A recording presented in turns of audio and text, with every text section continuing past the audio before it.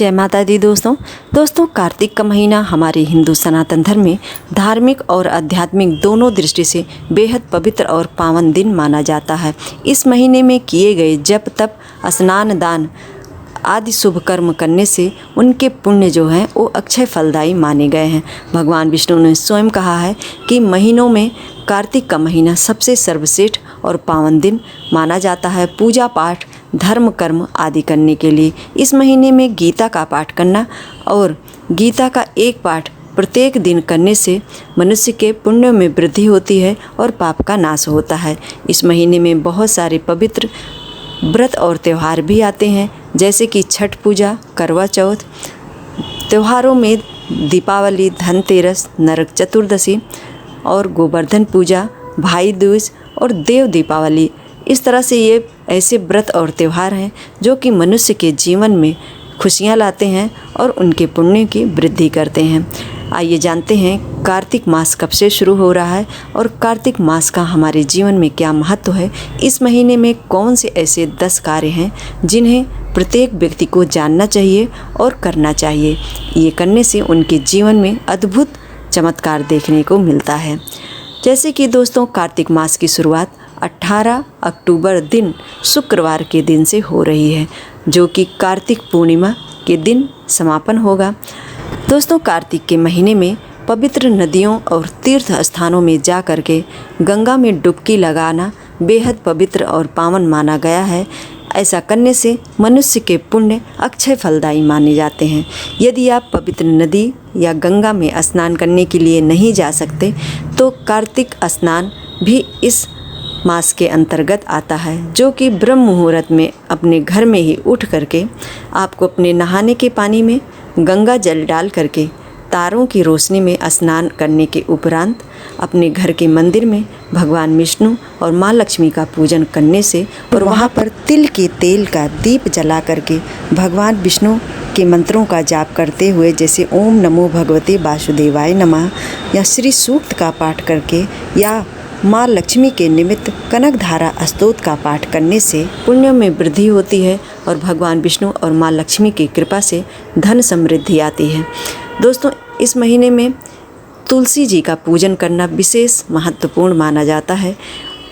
कार्तिक के महीने में छोटी सी आप तुलसी का पौधा लाइए, उसे आप एक अलग गमले में लगाइए। लगा करके पूरे 1 महीने तक आपको इसकी सेवा करनी चाहिए और सुबह शाम घी का दीप जरूर जलाना चाहिए। सुबह के समय में हो सके तो ब्रह्म मुहूर्त में तुलसी के पौधे के पास जो है चावल का आसन दे करके दीप प्रज्वलित करने से भी आपके पुण्य में वृद्धि होती है और माँ लक्ष्मी का आशीर्वाद मिलता है। जैसे कि माता लक्ष्मी का स्वरूपा मानी जाती हैं माँ तुलसी, इसलिए जब हम तुलसी का पूजन करते हैं तो हमारे धन और समृद्धि में वृद्धि होती है।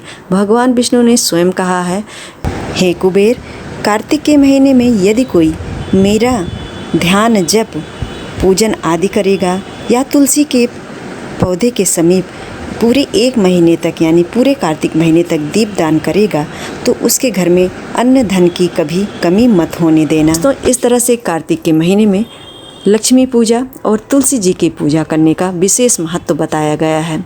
कार्तिक के महीने में दान का अपने आप में अद्भुत महत्व है।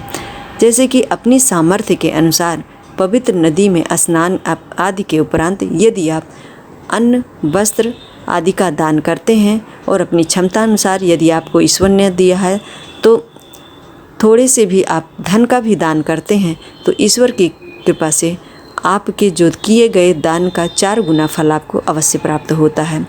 कार्तिक के महीने में अपनी इंद्रियों को संयमित रखने का भी विधान बताया गया है। जैसे कि ना अधिक बोलना चाहिए, ना ही अधिक सोना चाहिए और ना अधिक खाना चाहिए और ना ही अति जो है विवाद करना चाहिए किसी से। इसलिए कार्तिक के महीने में संयमित जीवन जीने से भगवान विष्णु और माँ लक्ष्मी की कृपा जरूर प्राप्त होती है। इस महीने में भूमि पर शयन करना विशेष रूप से बताया गया है। जैसे कि अपने इंद्रियों के सुखों को संयमित करते हुए यदि हम भूमि में शयन करते हैं तो हमारे अंदर भक्ति का संचार होता है, हमारा मन मस्तिष्क जो है वो स्वस्थ और पवित्र होता है। क्योंकि जब हम कम से कम रिसोर्स या कम से कम व्यवस्थाओं में जीते हैं तो हमारी मन की इंद्रियां जो हैं वो हमें अंदर से मजबूत और कंट्रोल करती हैं, जिसके कारण हमारे जो धर्म और कर्म हैं उनमें वृद्धि होती है। मानसिक रूप से हम उन सभी काम को अच्छे से कर पाते हैं। इससे भगवान की कृपा अतिशीघ्र प्राप्त होती है। दोस्तों, कार्तिक के महीने में बैगन खाना और 2 दालों वाला, जैसे जब आप तोड़ते हैं तो 2 भाग जिन दालों का हो जाता है उन सभी दाल को नहीं खाना चाहिए। विशेष रूप से इस महीने में चना, मटर, उड़द और राई, इन सभी चीज़ों को नहीं खाना चाहिए। कार्तिक के महीने में मूली खाना अति उत्तम माना गया है। इस महीने में मूली ज़रूर खाना चाहिए। कार्तिक के महीने में दही का सेवन कम से कम करें, क्योंकि दही का सेवन करने से संतान के लिए अशुभ माना जाता है। कार्तिक के महीने में दीपदान का बेहद महत्व बताया गया है।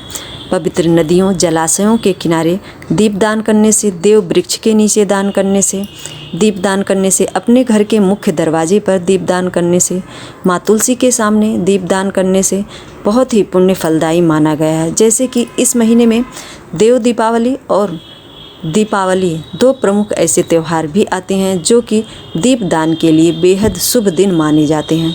इसलिए कार्तिक के पूरे महीने में दीपदान करने से मनुष्य के सभी ग्रह दोष शांत होते हैं और उनके सुख समृद्धि में वृद्धि होती है। तो कार्तिक के महीने में तेल लगाना भी वर्जित बताया गया है।